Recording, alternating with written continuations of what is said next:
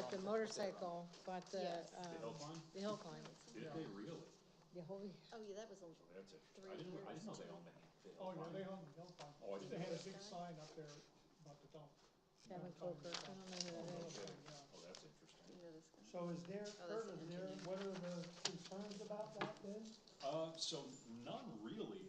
The neighbors, I mean, nothing's gonna change as far as, Noise or as far whatever? as noise, because it's already there. And the reality. Alan, you look like a this is all, snowman. Non-existent use, 33 years here. So, you know, this just turned Yeah, out it really is here, cold just out. the trail road that runs along the river. Severe weather You know, this has change. been unused property for the Didn't last. frost completely though. The plants on my porch were fine, but the rest of the zinnias got Man, it's zapped. cold outside. Went from whatever to freezing just about. So far, it's cost me $7,000 to take the trees out and about $7,000. Yeah, they were my understanding. All because of Adam in the beginning. I'd send that bill to him. Concern for the neighborhood.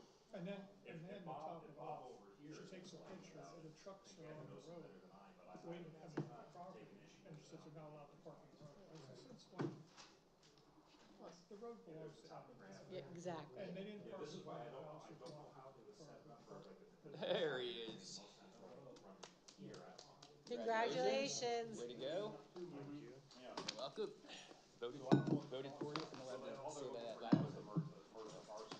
I don't know if you wanna admit it. That's a privilege to, no, I wasn't even really aware, I guess I don't pay attention very much, and I got in the booth and I was like, holy shit. At the moment, it's kind of. I know that guy. Yeah, meanwhile, everyone's canvassing, putting signs up, and I was like, I don't pay attention, my bad. Chad, You I had my have support. brought the 6 signs I got from you back. Oh, okay. Everyone wants them signed. But Just the other saying. people said I should get it So signed. want to sign? Yeah. You bring your silver Sharpie to autograph. Yeah. Yep. Carol is our new, Everywhere, the signs. high school student here. No, we don't have one. I thought there was a name on there. No. Oh, he switched to a different. God, great song. He was advised to go to council. 5 minutes, Tesla? Was that Tesla, Tesla? Tesla, Tesla, Tesla. I caught that. Yeah, well, you don't see the email. I heard about it. Email. I heard about it. I'm sick of them. They're gone. There's no reason to go to EAC. They don't do anything anyway. Park and Rec has 3. So Huh? it's a How does condition. Park and Rec have 3? Should have grabbed it, And and if it's- you're coming. I know, it doesn't There are make any excellent sense. conditions, and of course, it leaves Should us- be allowed. Put it this way, Our names if, on them. Don't get me going, right? he hits the 8 levers, it would be because he generated $8 trillion. Ready whenever you are, Mr.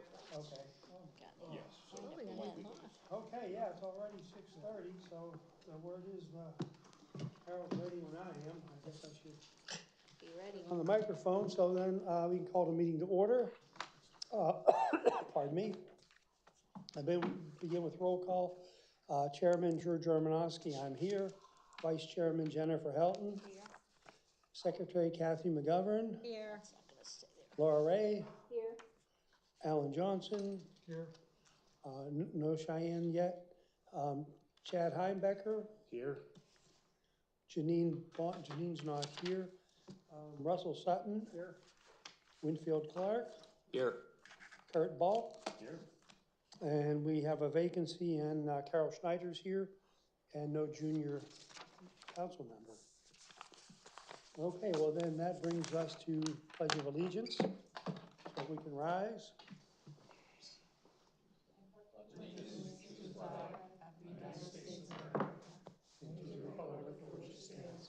One nation, under God, indivisible, with liberty and justice for all. Make sure I kill my phone ringer. Okay, there was no executive session. Brings us right to bylaws update, subcommittees, and bylaws update from Jennifer Helton. Jennifer, I'm assuming you're gonna have a report there? We'll have a report for next month that we'll Just an update. discuss, and we'll have everyone look at it. So, Okay. bear with us. And same thing, oh, Is that the solicitor? Is that what Make it sure is? the microphones are on, because No, it's been reviewed already, Laura. I think we just have to touch base. We're not, it's already been reviewed by Yeah, it Steve. has been. Yeah. So, are we still cleaning it up though? Do we have to unredline or what? I don't know. You probably We have it. redlined it, we probably just wanna have them do the final review before next month. Yeah, so I'll get that to you. Okay, sort of a similar progress report, open space goals, I'm still getting things together, to then get the committee together, to work on that. And again, I think with both of these things, we're sort of focusing on early in the new year to revise and request action. Chad, I imagine things have been busy lately. I don't know if you have a stormwater management update at this stage. Yeah, last month was a little bit busy. Yes, imagine. So we did not get a chance to meet. Yep. I did send an email out. I didn't get an invitation or any replies on that. So Okay, I would be guilty of that. we will try to schedule another session for us to meet online to talk about this. But I have myself been going through the MS4 report. Okay, if anybody wants to just take a look at what we have been sending out, I can send that. Some topics that I just want to bring up for the EAC to consider as we move forward in reviewing plans. Looking through the ordinance, chapter 137 on stormwater management, we do have attachment or appendix F, which is low impact development practices. Okay, things such as limiting sidewalks, using permeable pavements, using clustered development designs, reducing setbacks, educating the public on runoff. So that's something that I think we should keep in mind as we're looking at some of these projects, whichever way to the left, I guess. We'll do it Thanksgiving style, we'll pass to the left. What was the other thing that I wanted to mention on that? There is a section that we have in here, based on some, at the last council meeting, it was mentioned that a new development or a possible new business that we had raised a question about overflow devices for capturing vehicle fluids, oils, greases, That was the. fuels. And they answered in the affirmative that they plan to use what it would be called a water quality insert. We have a mention of that in our stormwater management under definitions, but I couldn't find that referenced anywhere as a mandate. So maybe that's something that we want to look at in how we approach these water quality inserts. I did a little bit of research on them, and they do capture particulates and pollutants, but they need to be regularly maintained. Some of them have filters that have to be swapped out, or pads that have to be replaced. And obviously, if you have a high flow event, it's going to flush out through anyways. So a more advanced baffle or sump system might be required for some of these installations, especially if we're dealing with some hazardous materials that we don't want to get into our watershed. So those are all some things to just keep in mind. That's just the top, you know. Tomorrow, I'm attending a Centers of Excellence meeting for stormwater management. They're going to be doing a review of some state-of-the-art practices, so I hope to learn some of that. That's from the Transportation Research Board groups that I'm affiliated with. And that's about all I got on stormwater. Where is that tomorrow? What It's time? online, and you had to be Oh, it's a registered. webinar? Okay. Yeah, it was for members and friends of Okay. that subcommittee. So I'll report back on that next month. Okay, calendar subcommittee, Chad, you're listed again, but I think we had agreed to keep that for further discussion into the new year. I think that's me. Yeah, I believe that you stepped up, Yeah. Kathy, to So be it's the just, chair on that. I guess we're looking at the agenda. I didn't catch that. Yeah, that's okay. I'm looking at you and I'm thinking Kathy, that's with a K, McGovern Pitchell, I don't see that. The only thing for that is we need to decide, what the goal is, meaning, we talked about this before. Do we wanna focus on something each month, or do we wanna have like quarterly, public outreach things that we can provide in advance? That's the one thing, you know, once we decide what it is we wanna do, or maybe a little bit of both, then we can start working on a calendar. Kathy, here's your list as well From the, from your thank you. minutes. There's a lot of really good ideas on it. I know it's small font, maybe we should stop being so creative. But maybe as soon as, you know, the new year rolls around, we can start focusing Correct. on Correct. how to schedule some of these. Correct. That's kind of where we were at. Okay, we have no new business. One developer item, which large maps Carol provided us with are here on the table behind me. They are simply more viable, visible maps because of scale issues compared to the ones that we received with the call to meeting. At the moment, this is what's before us, I should say, is a request to consolidate 5 parcels of real estate that are already under the ownership of Easton Fish and Game on the east side of Reddington Road. All of the parcels are on that side of the road. At the moment, as indicated, there are no proposed site improvements at this time. Gilmore and Associates are the consulting firm, and they simply indicate that yes, this area is all of the lots are in the rural agricultural zoning area, and they are in carbonate geology, but there is no request to develop or to do any of those described site improvements. So it's simply a consolidation of parcels. And given that at this point, they're simply leaving things status quo and just wanting to consolidate their real estate, I personally don't see any environmental issues here. But please look at the He data. didn't say what these, I'm just curious. Consolidating 5 lots into 2, lot 1 would be 40 acres, lot 2 would be 50 acres, but where did all these the tax map, where these properties come from and how many acres are there? Like, he didn't specify. I guess it doesn't matter at the end of the day.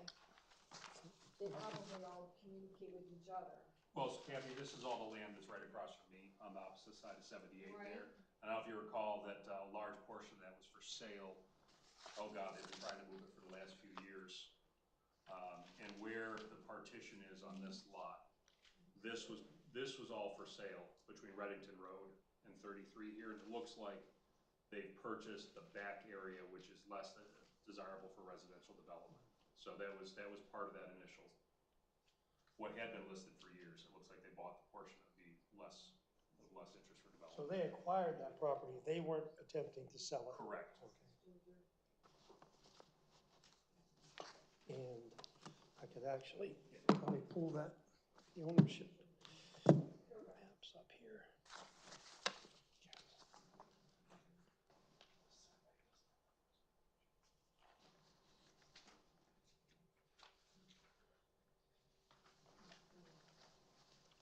Oh, probably will. Okay. Now I know exactly where it is. Yeah, it's behind. It's your so friend's house. Yeah, Bob's there. Okay. And then this was all listed simultaneously, and it looks like they bought this portion back here. That would have all at one point belonged to the owner, the Right, builder right. of my property. And this, I should have I was starting to open up property line maps. And the next property over on the other side 33 is Schrin Companies, Correct. right? Yeah.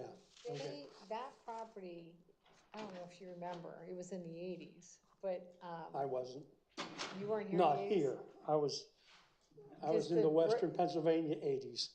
The interstate bought that property, because that's Okay. where they put all their crop in there Yeah. originally. Okay. And, you know, that was, and then And it's still loaded with they've been concrete debris. they've been trying to sell it forever, and then Bobby bought it, and now, Okay.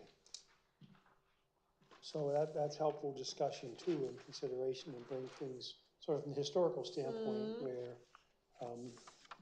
we don't know, and I guess the PM Yellowstone East back at that time couldn't grow tomatoes we did. on the cement. Oh, We did, until the Interstate Is 78 that came right? through. Wow. That was all open fields back there, and we Wow. farmed all that forever until that highway came through. Because when the highway, And then you would have, gosh, how can I draw this blank? You were butting then up against Crivellero's property on correct, the other side. it was further 1,000 east. acres that we were farming at that Wow. time, long time ago, yep, until the highway came through.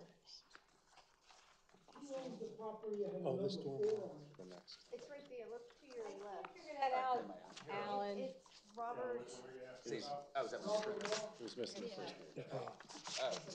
Oh, the thing that you emailed was missing the first page. second page, Okay, I do need the we're first missing page. questions. Thank so, you for yeah. having this. Oh, no way. I think. How many acres is this whole parcel gonna be then? Yeah, it was missing. Yeah, I printed the, Correct, and when that fell through, yeah, Bobby walked in. Packet's missing. Packet is missing a page. I was thinking maybe they were gonna try and buy that again. Yeah, they could try. I don't know if he'd be interested in selling, he keeps on doing more on it. I would imagine that they plan to keep this open space. That's, I mean, I think it's almost at the moment de facto open space, although it's not open space, might be something for open space to reach out and contact them Or an easement. about getting an easement. This is a lot of property. Yeah.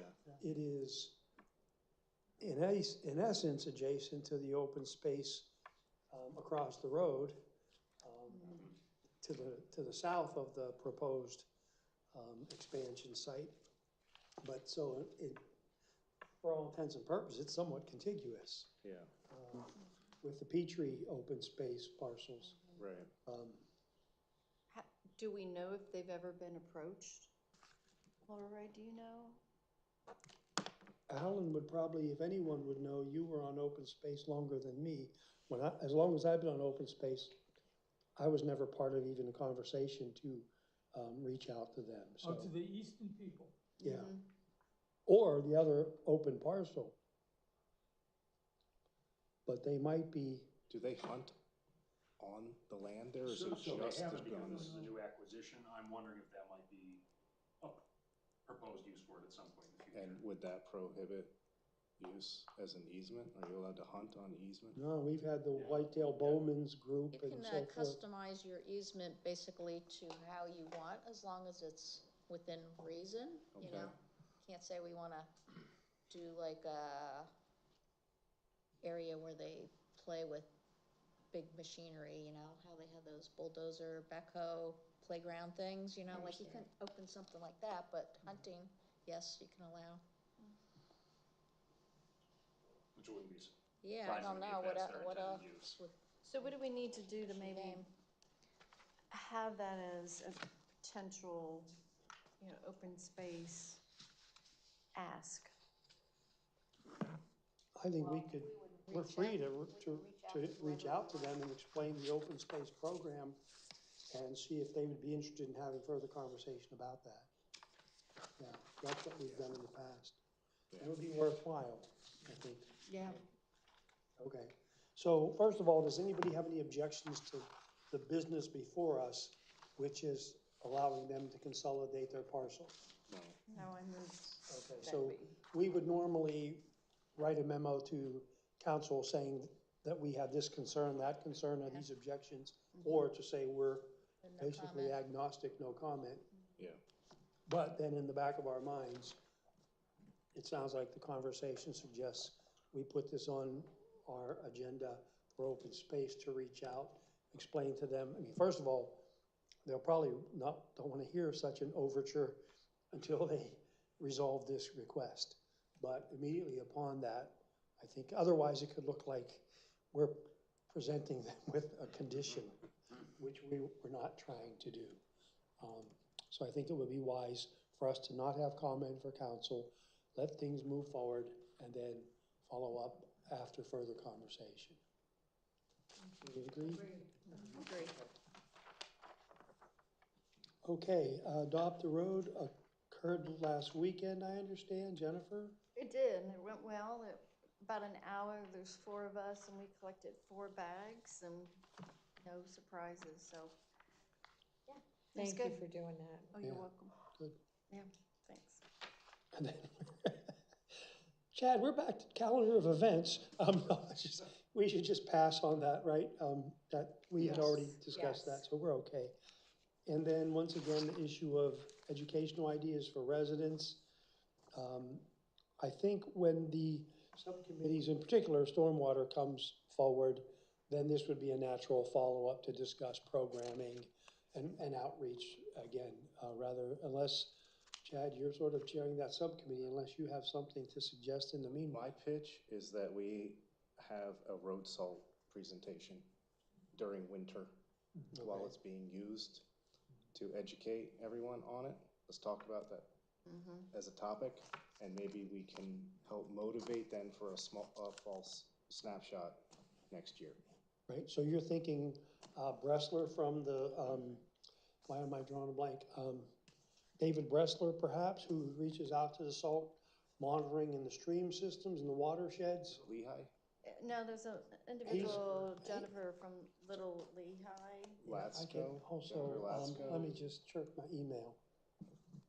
Kathy, you had put a link in your minutes I to did, a Penn State correct. page on Jennifer, Latsko, I think. yep, yep, And I had met her at the watershed conference and she offered to come talk to us. Okay. beautiful. So I think the timing of that during the winter is when it's applicable, people are thinking about it, because you have to get prepped and ready and plan for it, the logistics, come October. What is her name again? Jennifer Latsko, Latzgo, I believe. Yeah, it's a, And I she's al- from Little Lehigh Watershed Watershed. Association? Yeah. Okay. The person whose name I was trying to think of and was looking at my emails was David Bressler from Stroud Water Research Center. Oh, And, he reaches out regarding salt snapshot participants in that program. I can, Wednesday, November 19th, they're looking at base flow sample collection data. And I guess there's a presentation called the Fall Salt Stream Snapshot Wrap-Up on Wednesday, November 19th. I'll just forward this email to all of us. okay. Okay, and I've worked with David on our gauge on the Bushkill Creek in Easton. But yeah, that group, Stroud Water Research Center in Avondale, PA, they work with watershed associations and so forth to do stream monitoring of a variety of sorts. For a while, they had sufficient funding to help put stream gauging stations in. Our gauge has been failing just because of age that we put in with them. And right now, we're at Lafayette College, we're just trying to pull money together from 3 departments to build this gauge better than it was. The issue is, it's really kind of remarkable when you know your local stream, you know the range of discharge events and what's possible.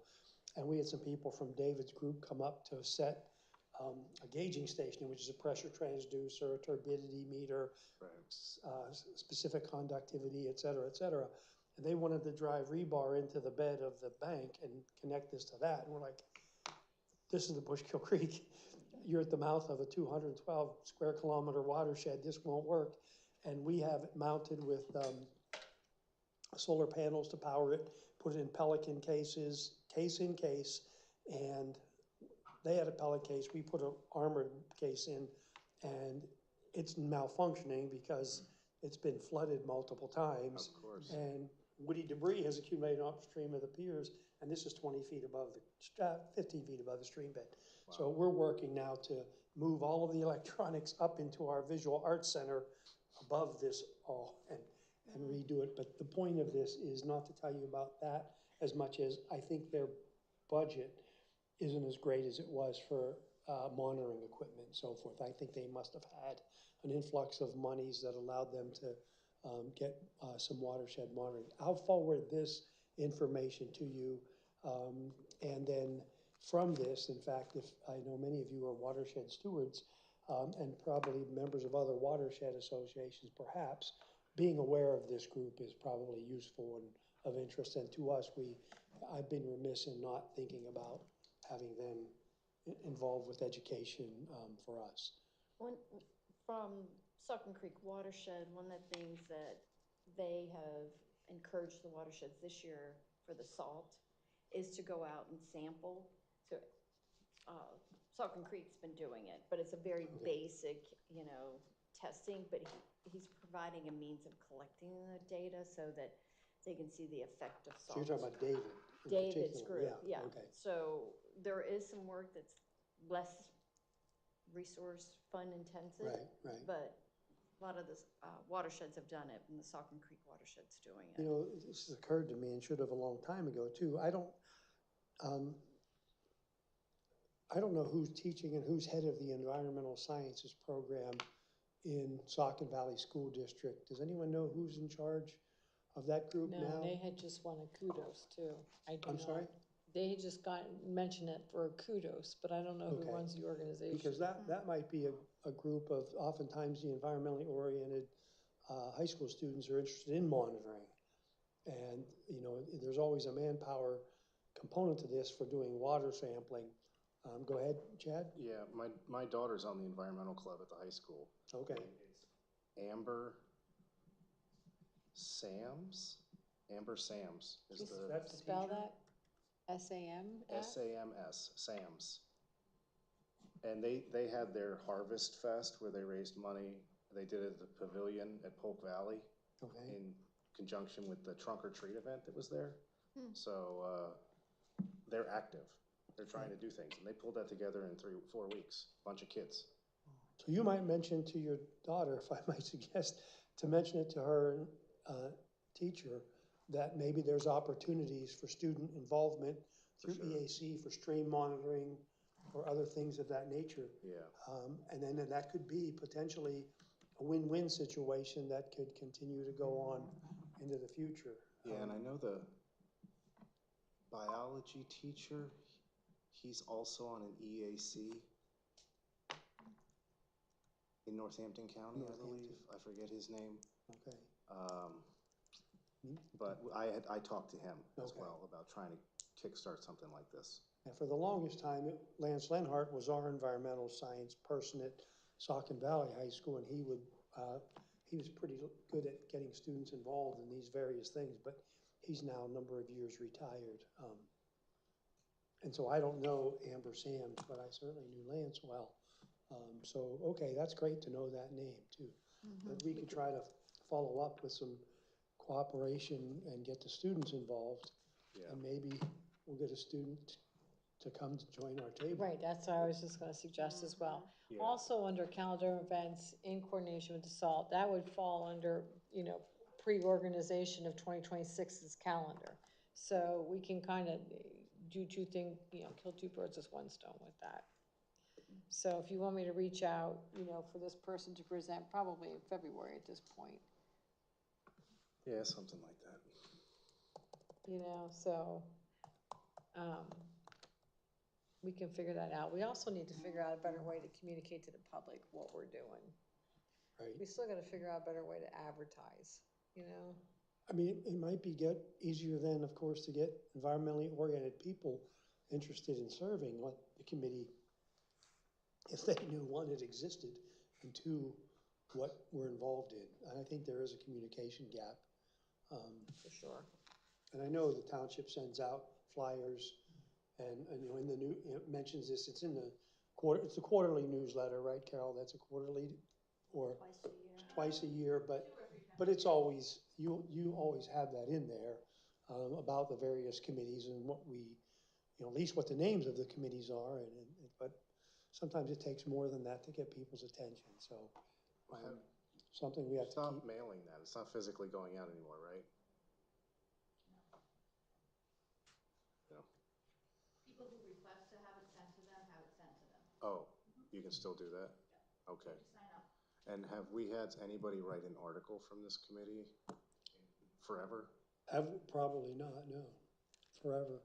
I mean, Do they contact you before it's going out anymore? no, Yeah, that's. no one has been, think but it's we haven't fell been apart there. proactive either, that's for sure. I remember we talked about They, writing they something used a year ago to or 2 years ago. email like all the, I don't know, different Chairs.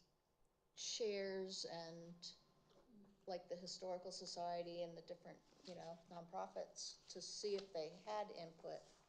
But I think that fell apart, so maybe we need to. And I'll be candid too, I'm not Put that back reading the together. township news flyer, you know, diligently either. If it depends on what day it shows up in my mailbox, whether it goes over on the Right. desk or whether I look at it And so Carol, you may be including some things in there, and apologize for implying you're not, if we're just not reading it diligently enough.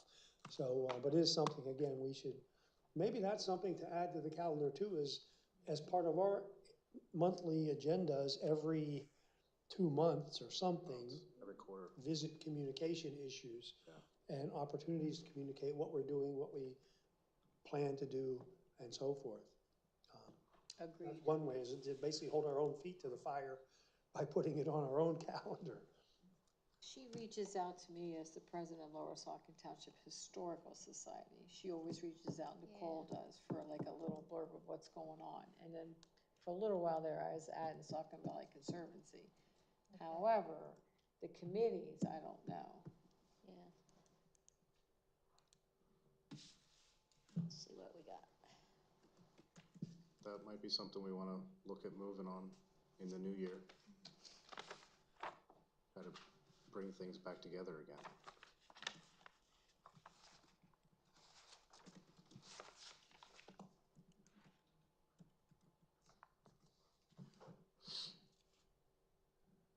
Okay, if there's no further discussion there, that brings us to the plastic bag update. We received the opinion survey that was, I think, modified slightly at one point. The township solicitor looked at it. I'm sorry? Not sure what he changed. Yeah, I didn't notice anything either, honestly, so I don't know. So that means the solicitor looked at it and in essence then tacitly approved it, I suppose. So there was one page missing that you should all have a copy of. Yes, a Right minute here. passing these around here, Alan. Pass those down, please.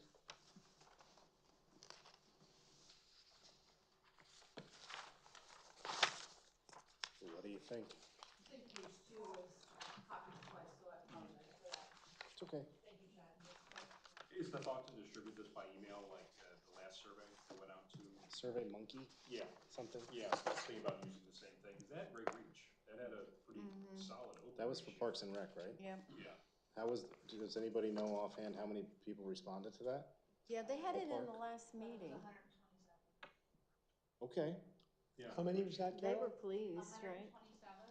Okay. I mean, I that's would have not bad. liked to see a couple hundred people. Yeah, but- I agree. But it's better than 5, so. Yeah. And For something that people aren't used to opening and responding. It's very easy to use. Yeah. So, but yes. I just realized I could pull something So up. this got expanded a little bit. Originally, when I put together questions, it was really only on the plastic bags, and then Chad expanded to add more of, if we want to move further in the future into Reusability. other things besides other, disposable plastic things, how people feel about that. I think it's good. When we sit here and we talk about wanting plastic bags to be banned, and then we go to a plastic pollution forum, and they're like, that's not the biggest problem, right? It's the reusable cups and straws and single-use food items. The And manufacturing of it. that's maybe the lowest bar that you can actually get to. People like it. They're plastic bags. That's the feedback to some of the metropolitan areas around here. They take them home, they use them for their garbage, for their cat litter, to keep their bows in from last year's holidays. So Here's a fun, encouraging thing. Now, if you go scrolling through, you're gonna see deer and dogs and things. It's just, you look left and right at 2 pictures. I was at the delicatessen counter at Giant in Hellertown, and these were 2 shopping carts right in front of me. And you look at those 2 shopping carts, they're full of reusable plastic bags. And it just occurred to me, I saw those, so I thought, man, so yeah, everybody's against disposable plastic bags. And the people that at least happened to be there at that moment in time had carts full of reusable bags. So I know it's not a real data point, but in a way it is. I have them in my car. I'm going to Giant Yeah, after this meeting me tonight. too. So, Very The one simple. thing I would say though, is you have to stay focused. So yeah, this is all about plastic bags and taking plastic bags, you know, blah, blah, blah, blah. So you're gonna stay focused, maybe be, like, you know, in 2 months or whatever, next quarter, just because this is a whole different issue. And then this is a lot of information for Yeah. somebody to read, because people don't read, they just look at like bullet point, like they just look quick. If you put this together, I'm afraid you're gonna lose your audience. That's my opinion. So you mean the section on food safety, is that what you're I alluding to? understand it, and I agree in theory, but when you're doing surveys to the public, short and sweet's gonna be your best answer, and we've been talking about plastic bag bans. I hear you, but this could be the next go around.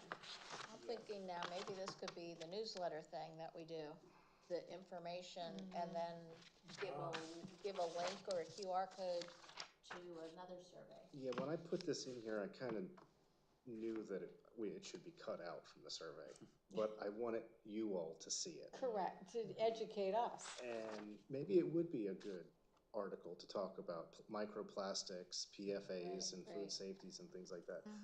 I still think that we should have, that this is a plastics survey, plastics pollution. You know, doesn't have to be limited to just bags. I think we can keep these if we get rid of maybe just that. Yeah, but then people aren't gonna, they may not know. At the end of the day, you know, we're a group. I'm not gonna fall on the sword for it. It's just that we've been talking about plastic bags. You surveyed the Stripping Giant for plastic bag, you know, that kind of stuff. It's up, you know, it's up to you guys. I think it should be two separate. I wonder if we can play this in a timing sequence where if we, what is the general schedule? Seems like we get one of these newsletters in May or June. And then does that mean December, January typically? I would say winter would be the next one. When would, I'm sorry? Winter? Winter. So I wonder if an information piece in that next newsletter immediately followed by the plastic survey. So then you sort of educate people a little bit about these issues, and at least it becomes maybe front and center in people's mind. And then a survey, and then now presumably we have some respondents who are now a little more educated about the whole thing, or might even cause someone to see that survey and say, you know, I did see something in the newsletter, but I threw it on the desk. Maybe I should fish it out of the pile, you know, and read that a little bit. So I don't know if that's what you know, and furthermore, what you had in mind in the first place, both Laura and Chad, about when, you know, you would like to do this public survey in the first place. I don't want to interfere with that if time is of the essence, but just a suggestion as one way. I think that's a good approaching it. idea. I think that's a good idea. Well, to that point, my question is there anything stopping us from sending out the survey multiple times and then isolating so it's not resent to individuals that have already responded to it? So it can go out, get initial numbers, get included in the article, what responses have already been, then send it out again to those who hadn't opened or responded and see if you get additional data points. Didn't we, for Parks and Rec, didn't we do something like that? Or did we? It was a survey that went out. I recall, but then there were like prompts to, correct? It didn't just come out once, is what I'm trying to say. Didn't the township say like, don't forget, you know, the survey? I sent out follow-ups. That's what I Yeah. thought. But there was only one survey window. Only one survey. Yeah. So, well, the only reason I asked is unless things have changed dramatically with SurveyMonkey since I used it for work 20 plus years ago. Literally, you can bank who responded so that it doesn't send out to that list again if there was a response. I think that's depending on what plan you have. I don't know if we have that plan. We have a very basic plan. Okay. I like the idea of an article for education first, followed by the survey shortly thereafter. I'm fine dropping out the text here, but I would still like to keep the food safety, even if we change it to reusable single-use food items or something. And I think you need to change the name from plastic bag. Yeah, understand. If we expand it a little bit, but I Yeah. would like to capture a larger. And when, just so you know, when I did the surveys with the businesses, I did ask them what single-use food items Do you have straws? Do you have lids? Do you use cups? What kind of containers do you use? So I think it would overlap well. And I don't want this to just be limited to plastic bags based on everything that we heard from that forum and where all the sustainabilities and the rest of the EAC members, it's not just bags anymore. Here's another thought about sort of, here's where we need a psychologist in the room. Is it wiser to say plastic bag public opinion survey rather than plastic bag ban public Yeah, survey? ban, don't put the Because word. some people, I can see never reading another step beyond that if they already have a preconceived notion of. Single-use plastic. Single-use plastic. Single-use plastic surveys. Yeah, something like that, might be good. Okay. And then that covers all the other stuff, the straws, the Yeah. containers, the bottles. But this would be this section on food safety then would be a great start. You know, we do need to have a conversation about PFAS. Yes. Oh, yeah. I think Absolutely. The health risks, I think that's real important, because that opens people's minds. When We- they see health risks, how it affects me. People don't Fair. care about something until it affects them. Correct. And when you can show them all of these risks Yeah. that they face And a with real, things blowing around all over the mountainside. right. No, it's like Maybe on so section much, 4, you we know, should get rid of environmentally, that so much ban is, again. oh, I'm sorry, Laura. Yeah, Maybe in section 4, we should just get your opinion on. But I think that's okay. Single-use plastic, or I think,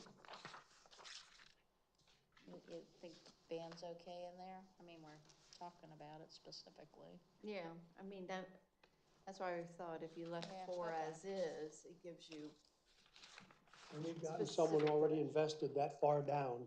It's just that knee jerk, you know, that I was suggesting against. It's just, Question 8. as soon as someone sees that, they're gonna have an opinion. yeah. And this would give us an opportunity to try to give them some information, educate them. Then they see that, and it's like, okay, now I know why this is even part of a survey, and why this is an issue. No, good work. Very, Yeah. very. Thank you.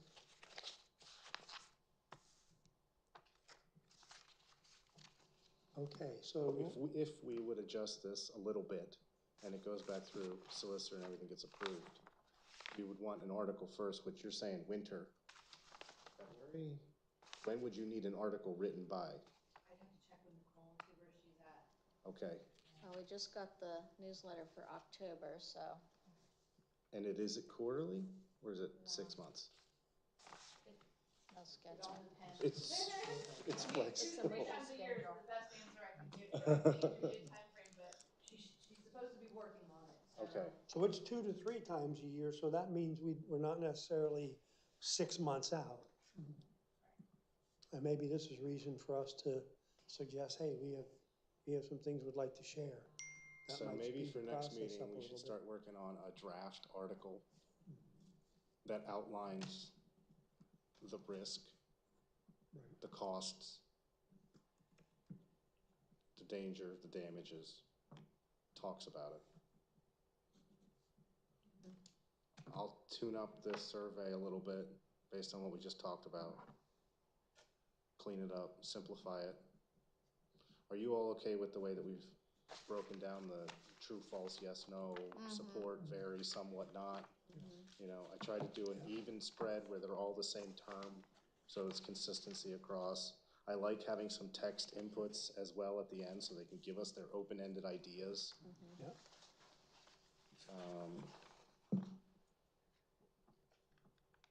So, okay. Good job, good job. Good hard work. And then Chad, did you have a report on Lehigh Valley EAC?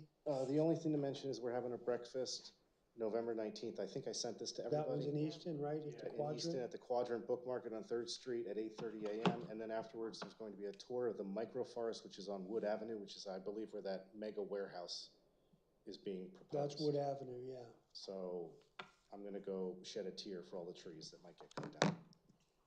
We just had a nice panel workshop at Lafayette College last evening on that warehouse.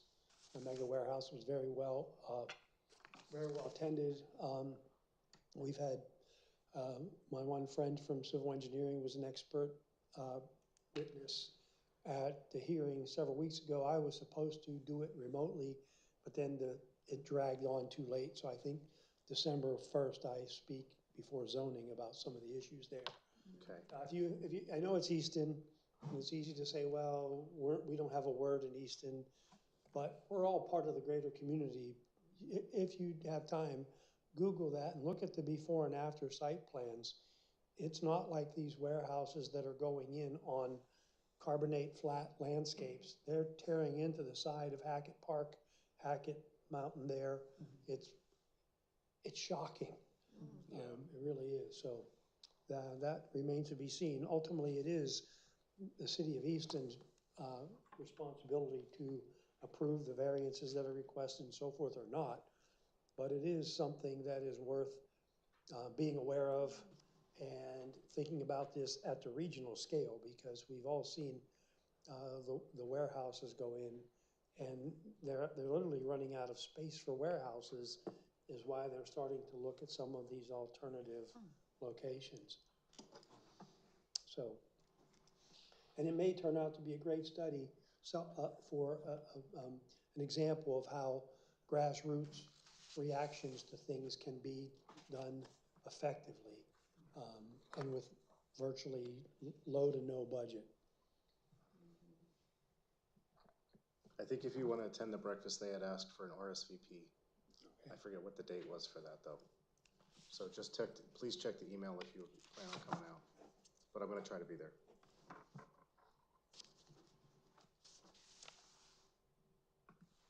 Okay. And then Russ, do you have a report on planning commission meetings? No, I don't, I'm sorry. I'm sorry? I don't. Are they still having the does, meeting? Evan does. He was telling me in the car. Yeah, I have something to say about it. Okay, Alan? The Lehigh Valley Planning Commission has released the draft version of their of a report that was called the Regional Climate Action Plan. But due to some problems with the federal government EPA, they had to change the title to Pathway to a Resilient Greater Lehigh Valley. It's the same, the guts of the report are the same, but any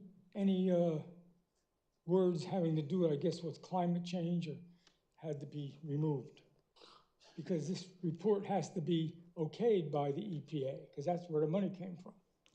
Okay, so they released the draft report at their Tuesday, October 21st meeting of the Environment Committee of the Lehigh Valley Planning Commission.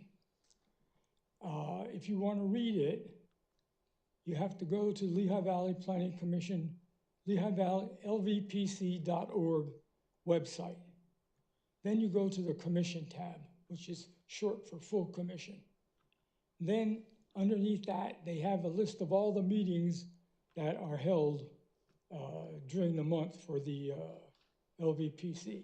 And the one that we're interested in is the Environmental Committee meeting. And there at the October meeting, included in their like packet that we get, you know, for our meetings, they have 3 or 4 items of business that they had to go through. And then the last item is called an information item. And that information item includes the draft report of the Pathway to a Resilient Greater Lehigh Valley. The contents of the Regional Climate Action Plan establishes goals, policies, and implementation strategies to reduce greenhouse gas in the Greater Lehigh Valley. Now, the Greater Lehigh Valley consists of Lehigh County, Northampton County, Carbon County, and Warren County, New Jersey. And that group of counties was chosen by the EPA, and they're all part of this study. So, as far as we're concerned here, the things that we're gonna be concerned with are part of the commercial and residential section. They have 10 sections, I think. So, two of the big things in the, in fact, in all the sections, two of the big things that are gonna affect us is implementing solar electricity generation by solar panels, like on our house. And the other one is sequestration of CO2 by vegetation. They're real big on that. And also increasing the efficiency of using energy in buildings and in our houses. So those are the things going to affect us as residents. And as far as the township goes, they will be encouraged to write new ordinances that will require these things to happen. I guess that's the way to put it. And those ordinances will affect developers mostly, but I imagine they're also going to affect people that want to do renovations to their houses. And some of the goals are to encourage renovations of houses to improve the use of energy, and also the same thing with commercial buildings, which I think includes hospitals, schools, stores, all that kind of stuff. Then they have another whole section for industry and transportation and a bunch of other sections. But these are just the ones that I thought I'd mention. So I told you how to get there. If you want to read the draft, it's 121 pages, so there's a lot to it. Oh, that's all? And the final version is going to be presented at the Environmental Committee's November 18th meeting, which is coming up. And then after they present it there, like as part of their packet, then they present it to the full commission, the Lehigh Valley Planning Commission, full commission. And then, of course, they have to get the okay there. And then from there, it goes to the EPA, and it has to be there by December the 1st, December the 30th. Pretty soon, December the 1st, I think.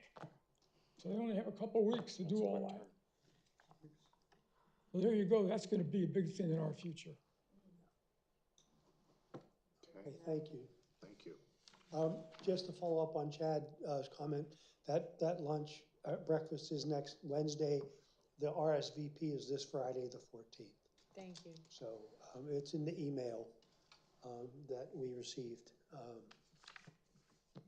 Okay, that brings us to review of minutes from the, oh, go ahead, Chad. I have something on the minutes. Yep.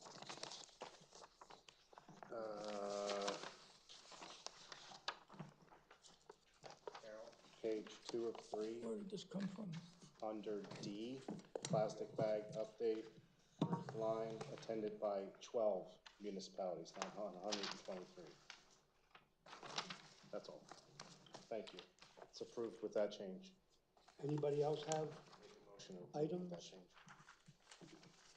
So we have a motion on the floor to approve the minutes with that amendment. All in favor? Second. I'll second. Second, right. Okay, aye. Okay, thank you. We're adjourned. We have one more meeting this year. And I would say it's important for us to consider membership to this committee. Now, we're out of session, but, we all have friends and neighbors and so forth. And so any vacancies that we have, we should attempt to have them filled. So when you think of friends and neighbors who might be interested and be at a place in life where they have the ability to come, that's a major challenge for all of us to varying degrees. So just put that out there, not as part of our official meeting conversation, but it's just a reality that, and likewise, any high school kids, that'd be great to, I think it's a good experience for them. But yeah, if you talk with your daughter and then she speaks to her, I will. the mentor in the, the environmental science teacher and advocates in the high school, that might, For a that might junior help. member, that would be a great way that they could have a representative Yeah. be elected to come. That'd be great. And any of us that interact with youth, have grandchildren, nephews, nieces, children, there's a lot of concern among the young people, as it should be, but it is encouraging, but sometimes they don't realize that there is an opportunity like this for them to be involved. At the most cynical end of it, a lot of the kids are just concerned about building resumes for college, but so what difference does it make what gets them to the table? Once they're at the table, they can learn and become enthusiastic. So. Okay, thanks everyone. Chad, thanks for all your work. To adjourn? I make a motion to adjourn. I second that. Kathy, do you do our meeting minutes, or does Carol do them, or how does that work? I do, like, all this little stuff that we talk about. I do like a little, I'll go down here. our agenda. I'll give you that with all my little notes, and I'll give Carol. this to Carol. She takes, Yeah. much more formal. So you do a summary more